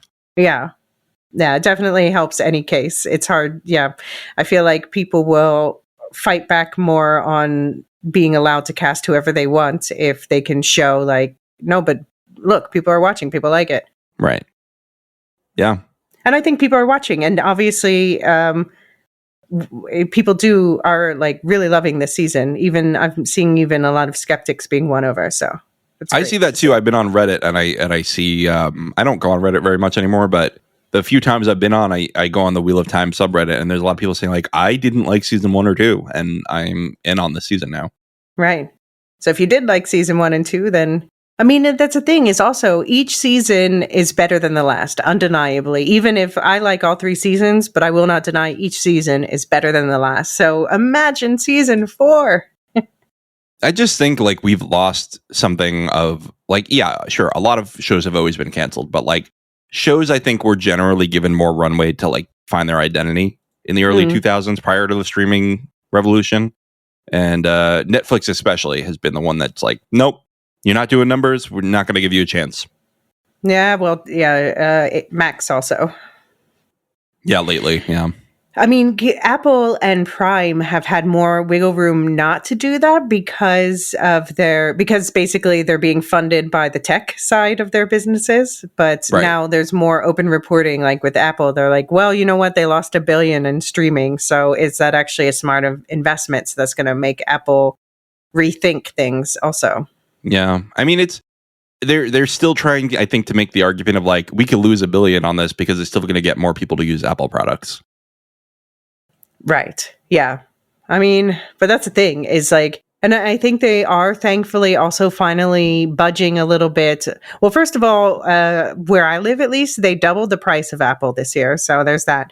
But also they seem to be budging a bit on not making it like they finally created an Android app to watch the show, which is, they were really dragging their feet on that. They were the only ones that didn't have an app on any device for. So maybe that helps them more than they expect, because I think a lot of people just didn't want to sign up for Apple because it was a pain in the ass. Yeah, especially I know Android's bigger in Europe than in the US.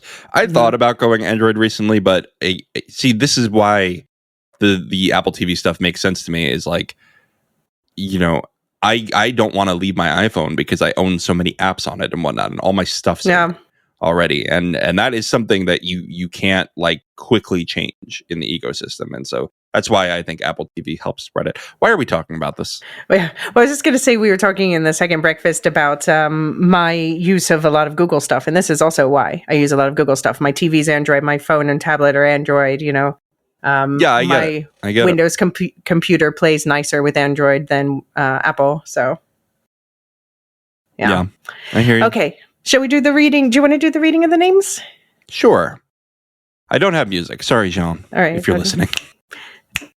Discord server boosters, Aaron K, Tiller the Thriller, Dork of the Ninjas, Duve71, Athena A, Tina, Lestu, Dancy M, Ghost of Partition, and Radioactive Richard, and our lore masters, Samartian, Michael G, Michelle E, Brian P, SC, Peter OH, Bettina W, Adam S, Nancy M, Duve71, Brian 8063, Frederick H, Sarah L, Garrett C, Matthew M, Sarah M, DJ Miwa, Andra B, Kwang Yu, Did I Jedi Bob, Nathan T, Alex V, Sub-Zero, Aaron K, Dally V, Mothership 61, Gnarls, Kathy W, Lestu, Jeffrey B, Elisa U, Neil F, Ben B, Scott F, Stephen N, Julia F, Kali S, Il Mariel, and Adrian.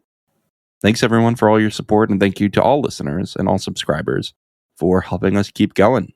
Thank you. Full book spoilers after the outro music. The Lorehounds podcast is produced and published by The Lorehounds. You can send questions, feedback, and voicemails at thelorehounds.com/contact. Get early and ad-free access to all our episodes at patreon.com/thelorehounds. Any opinions stated are ours personally and do not reflect the opinion of or belong to any employers or other entities. So did you have any book spoilers from this episode you wanted to get out? Oh, I meant to write something down before, but I don't know. I am just really looking forward to seeing the development of Randfear, what they do with this. I want to know, are they going to bring in somebody else like Asmodean? Are we going to get the 8th Forsaken here? I don't know. Yeah, I mean, it feels it's definitely late for Asmodean, but we don't know. Like if they bring him in, they'll definitely merge him with other stories, and they won't have him just exit immediately, I'm sure. Right. So I don't know. I'm also like, where's Logain been this season? Because he was the one who was teaching Rand. I guess he's locked up in the tower right now. Yeah, I'm okay with having a break from him. I mean, we have a long break from him in the books. Yeah, I know, but I liked having less Logain break. Fair enough. But yeah, so Rand and Egwene, what I was referencing about that is just, as the story goes on, we see them really as these parallels to each other. But in the books, they started as, best friends, betrothed in Emond's Field in the Two Rivers. And then as they grow and do their own things, we see this distrust develop between them, but still it's like a trust and a distrust at the same time. Like, it's very complicated. And I just think that the way they've handled it in the show, with having them have like a more grown-up romantic relationship, and then also having this complication of, where Egwene has a real reason to feel like she can't trust Rand right now. But then at the same time, there is such real deep fundamental love between them. I think that just really sets up their relationship well for the roles they'll play in trying to like balance each other as these powers in the world as they grow. I just think it's a little weird for them to later be like, so we all slept with this guy, right? Like, like it does get to the point of like, how many exes can be friends at the same time? Actually, that's a very strong reality in my world. I am friends with almost all of my exes, and they know each other, and yeah. So yeah, I like that. I find that refreshing. Okay. I am very glad for you. But okay, so we were teasing about maybe Fael's lying to Perrin. We know, first of all, in the books at least, her real name is Zareen. We don't know for certain if they're keeping that here, but probably, right? And we know that we meet her parents in the books. It's Davram and Dira Bashir, and they are not dark friends. So you think she's lying about the fact that her mother is in this version? I think she's lying about her name right now. I think she's lying about the dark friend thing. I think she's just trying to keep a little bit of mystery left, because she likes that. I think she genuinely, like, separately from any purpose, she just likes having secrets. Okay. She's someone who likes having control, especially over Perrin. So speaking of Perrin, do you think... Okay, speaking of Perrin and Rand and Lanfear. So in the books, Lanfear, she disappears through this door with Moraine, and she ends up getting killed so she can be reborn in a new Forsaken body called Sindain. I don't know if they're going to do that whole complication, switching body things, probably not. But ultimately, she's quote unquote killed by Perrin, although we find out in this, in the book, what's it called again? The one that you guys interviewed about. Origins of the Wheel of Time. Yes. We find out that she was not actually dead or something. But, okay, so Perrin is the one who ostensibly kills her. I don't know if that is like the most satisfying thing. And I wonder, well, first of all, I wonder if it'll be Rand, because I do really hope Rand doesn't do that whole, like, I can't kill women thing now that the child has died. Or better, what if Egwene gets to be the one to kill her? That would be satisfying. Yeah, I could see it. I wouldn't have a problem. Doesn't she kill another one of the Forsaken too? Yeah. Yeah, I mean, I do wonder, because they do this thing for a while where, like, some of them die and then they come back. And I think the only one who needs to come back is Shamael is Mordine. And the rest, I'm like, let's not complicate this. I'm fine with Lanfear staying dead. Well, actually, no, I like her battle with Perrin eventually. I do. Yeah, no, I'm saying, like, don't do the whole switching bodies thing, Let's just keep the same actress and finish Lanfear's arc. Like, yeah, that. I agree. Yeah. So I do think that next time it's going to be just an entire episode dedicated to the Battle of the Two Rivers. Again, have not watched ahead. This is just what I think. We know the episode title is Golden Eyes. And I think for the finale, we're not going to get more of the Two Rivers story, just because some reviews said that there was like an either or situation in the last couple episodes. So I think we're just going to get the other three stories, the Tanchico, the Tower, and the Waste in the finale, but not the Two Rivers. Oh, okay. This is my impression. Again, we don't really know. Yeah, okay. All right. No, to say, I am excited to get back to, in the finale, I'm excited to see, I'm wondering if the Shan-Chan come back in, especially because when Matt had that Taviran moment this episode, they played the Shan-Chan theme, and was that signaling his destiny? Was that what that was about? Are we going to get Tuon? I don't think we're going to get her this early. No. But I could see this Tuon like at the end of the season, the same way they did it in season 1, like, we're back. Exactly. Yeah, I could see it being like the post-credit scene, like, oh, and on top of all this, the Shan-Chan are back. Yeah.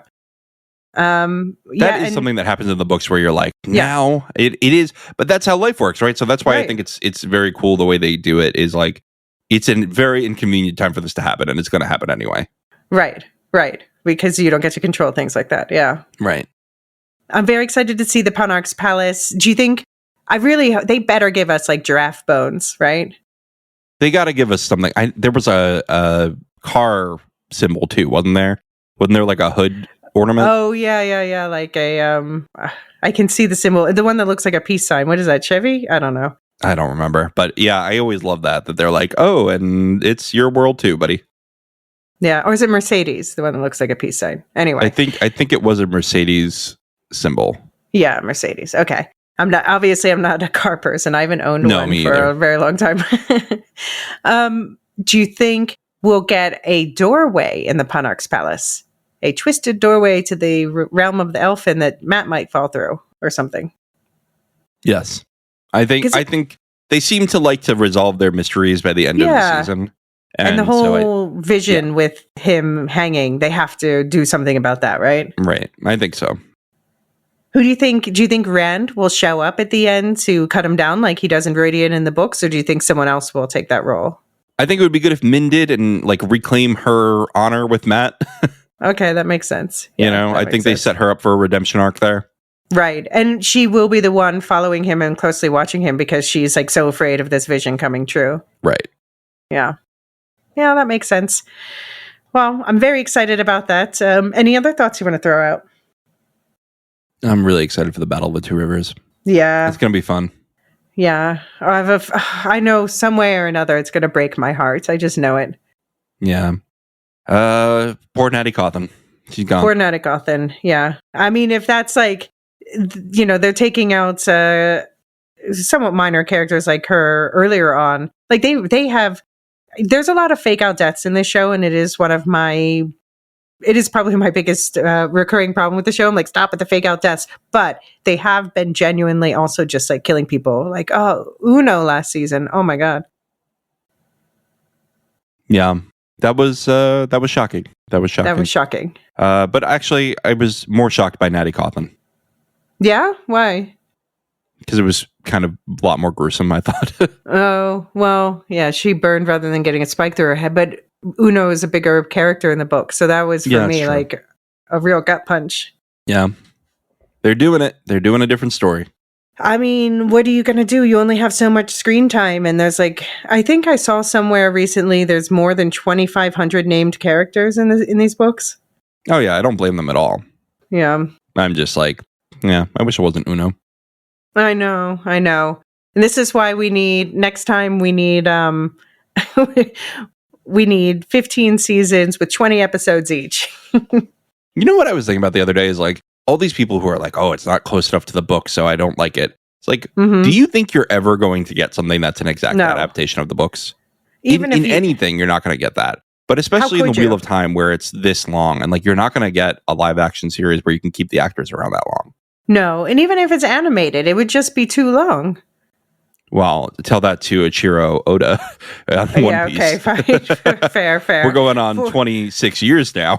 I mean, for American television, unless it's like The Simpsons, which is not telling this, it's just this one epic through story. I don't know. I just can't imagine them doing it for more than a decade, which is what they'd have to do. It's been 26 years and we don't know what the One Piece is. That's all I'm saying. I mean, this is why I'm afraid to start that one. It's so good though. You got to watch it. All right. I feel like one day I'm gonna get on a podcast with you, and you're gonna be wearing a pirate hat. I mean, I did decide I should because I thought in my head, I'm like, well, I'll watch the animated series first, and then I'm like, no, come on, I'll just start with the Netflix show. People seem to like it, so if that draws me in, then maybe I'll go deeper. The Netflix show is good, but it's just you're never gonna get to the level of detail that you get in the when there's hundreds of episodes. If there's over 1,000 now. Oh wow. Yeah, I just, if you like the Wheel of Time, somebody actually told me, like, if you like the Wheel of Time, you'll also like One Piece if you like anime. Okay. Because it is the same thing of like really intentional and long-term world building, seeding these like interesting tidbits that'll come back later that you don't expect them to do in the same way that they were set up. Okay. All these different factions, all these different like cultures. It's very, very similar to Wheel of Time in that sense. All right, you're selling me. Very good. Yeah. All right. Well, now that we've done our One Piece podcast now. Well, my old co-host kind of bailed on me. So if you start watching, you let me know. Right. We were only like 100 episodes in. Oh, okay. Just the tip. Yeah, I've started watching a cut that is they cut out the intro and the outro and the flashbacks, and they're like 15 minutes each now. Yeah. Honestly, would recommend. Well, see, I was waiting for you. I was hoping you guys were going to do the live action one. Yeah, we couldn't get it together. We could not get it together in time. Maybe and I thought it was honestly a very good season. It was there are some weird things coming that I don't know how we're going to play in live action. Okay. All right. Yeah, I mean, it's just been hard to keep up with everything because I would have loved to have covered the live action Avatar, but yeah. Yeah. And they're restarting the One Piece anime soon. Restarting it? What? Yeah, so they're going to finish this one, and at the same time, they're rebooting it. To start from the beginning and have absolutely no filler. Okay, so and just like streamline it. Slightly different art style, but mostly the same, different voice cast. Maybe that's where I get on board. That sounds like it's made for people like me. I think it's going to start this year or next, actually. All right. Keep me updated. All right, I will. It's called The One Piece this time. The One Piece. Yeah. All right. One Piece after Wheel of Time, or to tide us over for Wheel of Time seasons 4, 5, 6, 7, and 8. That's right. All right, everybody. We'll see you on the Lorecast. The wheel weave. The Wheel of Time turns, and ages come and pass, leaving memories that become legend. In one podcast, called The Lorehounds by Some, a weekly recap with tons of analysis, 2 Wheel of Time superfans will lead you through a world of powerful magic, tricky prophecies, and cutthroat politics. Join me, John, and my co-host Elysia for weekly coverage of Season 3 by searching your podcast app for The Lorehounds. Doviandi Sitova Sagain. It's time to roll the dice.